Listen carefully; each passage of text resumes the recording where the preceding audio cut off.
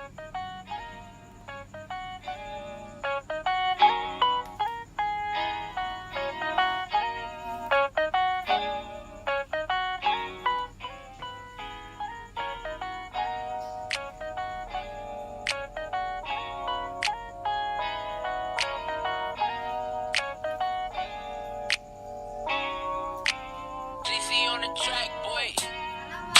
warahmatullahi wabarakatuh.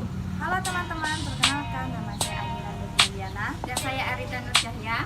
Kami dari kampus Kitas Abinusa, Prodi Ilmu Kesehatan Masyarakat. Baiklah, di sini kami ingin membuat video untuk memenuhi tugas mata kuliah promosi kesehatan dengan dosen pengampu Ibu Dede Sutimbu SKMMS. Sebelumnya, saya dan rekan saya telah melakukan penyuluhan ke salah satu sekolah yang ada di kota Mulu. Baiklah, untuk mempersingkat waktu, marilah kita simak video penjelasan tentang stunting.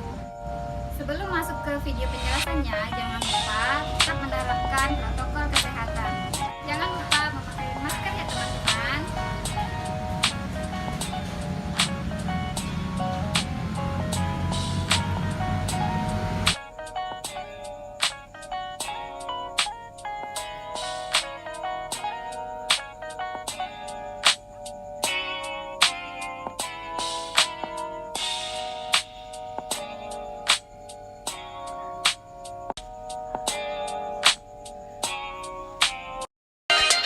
Ayo, kalian udah pada tahu belum sih apa itu stunting? Stunting adalah masalah kurang gizi kronik yang disebabkan oleh kurangnya asupan gizi dalam waktu yang cukup lama, sehingga mengakibatkan gangguan pertumbuhan pada anak, yakni tinggi badan anak lebih rendah atau pendek dari standar usianya. Stunting terjadi karena kurangnya asupan gizi pada anak dalam 1000 hari pertama kehidupannya, yaitu semenjak anak masih di dalam kandungan hingga anak berusia 2 tahun. Untuk mengetahui ciri-ciri anak yang mengalami stunting, selain tubuh yang berperawakan lebih pendek dari teman seusianya. Yang pertama, pertumbuhan melambat seperti pertumbuhan gigi. Yang kedua, wajah anak tampak lebih muda daripada anak seusianya. Yang ketiga, alami performa yang buruk pada kemampuan fokus dan memori belajarnya. Keempat, berat badan tidak naik, bahkan cenderung menurun. Kelima, mudah terserang berbagai penyakit. Di usia 8-10 tahun, anak akan menjadi lebih pendiam dan tak mau melakukan banyak kontak mata dengan orang sekitar. Keenam, perkembangan tubuh anak pun akan terhambat, seperti telat menstruasi untuk anak perempuan.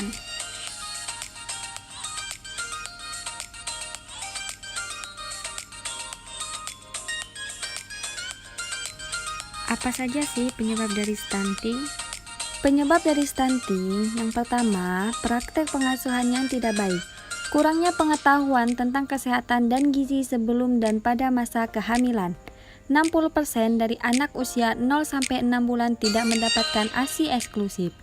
2 dari 3 anak usia 6-24 bulan tidak menerima MPASI yang bergizi. Yang kedua, terbatasnya layanan kesehatan termasuk layanan natal care, postnatal care, dan pembelajaran dini yang berkualitas. 2 dari 3 ibu hamil belum mengkonsumsi tablet tambah darah yang berisi zat besi dan asam folat. 1 dari 3 anak usia 3-6 tahun tidak terdaftar di PAUD atau pendidikan anak usia dini. Menurunnya tingkat kehadiran anak di posyandu dari 79% di tahun 2007 menjadi 64% di tahun 2013. Belum semua ibu hamil mendapatkan akses yang memadai ke layanan imunisasi. Yang ketiga, kurangnya akses ke makanan bergizi pada ibu hamil. Ketersediaan makanan terbatas, kurangnya daya beli keluarga, kurangnya konsumsi makanan sumber protein hewani. Dan yang terakhir, kurangnya akses ke air bersih dan sanitasi. 1 dari 5 rumah tangga masih bab di ruangan terbuka. 1 dari 3 rumah tangga belum memiliki akses ke air minum bersih, dan pengetahuan tentang cuci tangan dengan benar masih rendah. Dampak tumbuh kembang jangka panjang pada anak yang mengalami stunting. Proses anak untuk mengalami stunting secara umum dapat berdampak pada dua kondisi, yaitu yang pertama perawakan pendek, kedua kerusakan struktur dan gangguan fungsi otak, yang mengakibatkan gangguan tumbuh kembang jangka panjang, termasuk gangguan kognitif yang permanen.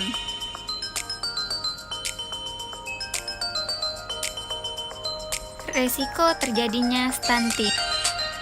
Berdasarkan hasil literatur review menunjukkan bahwa faktor risiko terjadinya stunting adalah panjang lahir beresiko 16,43 kali, pendidikan ibu yang rendah beresiko 3,27 kali, serta anak yang tinggal di desa beresiko 2,45 kali.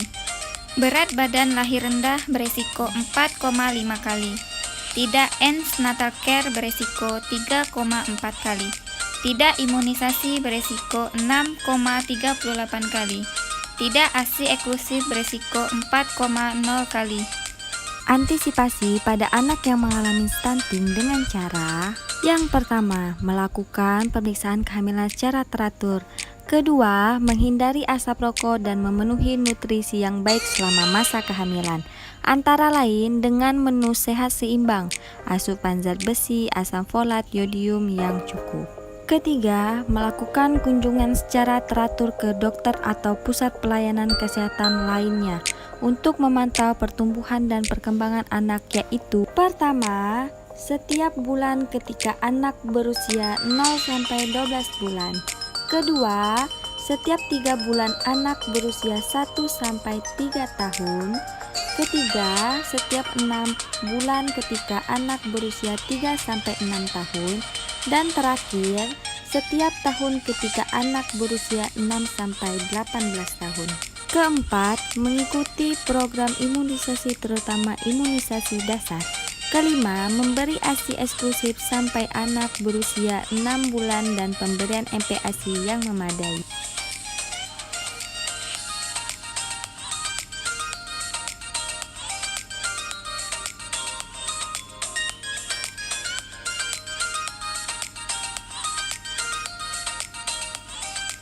Ibu hamil harus mencukupi kebutuhan zat besi, yodium, dan asam folat.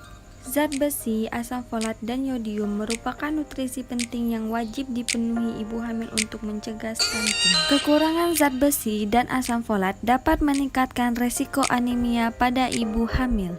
Anak yang lahir dari ibu yang mengalami anemia sangat berisiko tinggi mengalami stunting. Ayo, kalian udah pada tahu belum nih makanan apa saja yang mengandung zat besi, asam folat, dan yodium?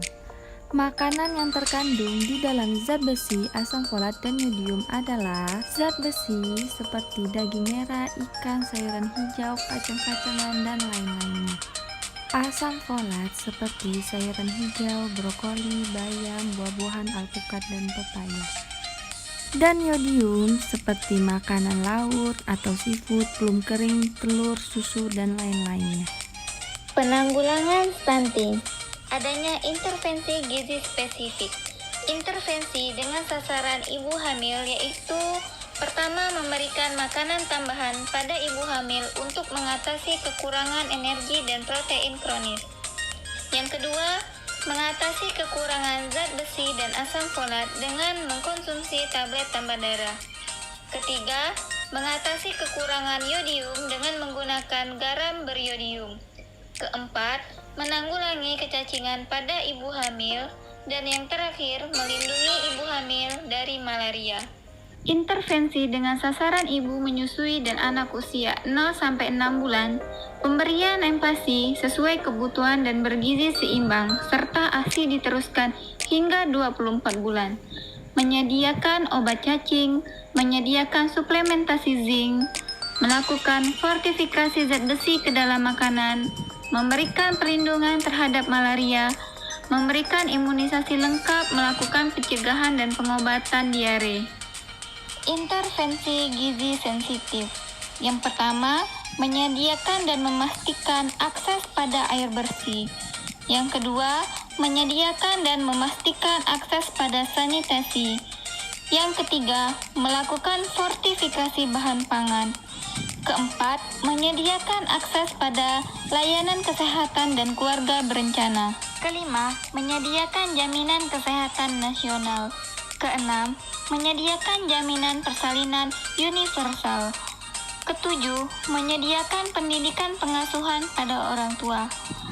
Kedelapan, memberikan pendidikan gizi pada orang tua. Kesembilan, memberikan pendidikan gizi pada masyarakat. Kesepuluh, memberikan edukasi kesehatan seksual dan reproduksi serta gizi pada remaja.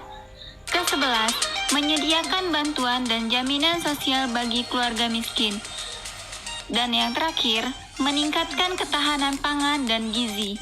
Sesungguhnya, masalah gizi seperti kurus, obesitas, stunting terjadi karena ketidakseimbangan antara kebutuhan zat gizi dan konsumsi makanan.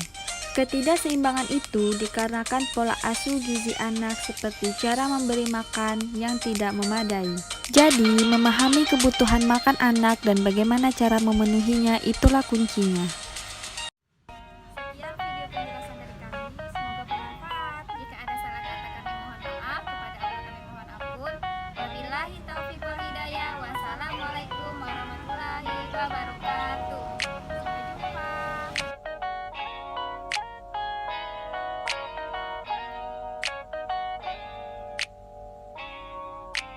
JC on the track.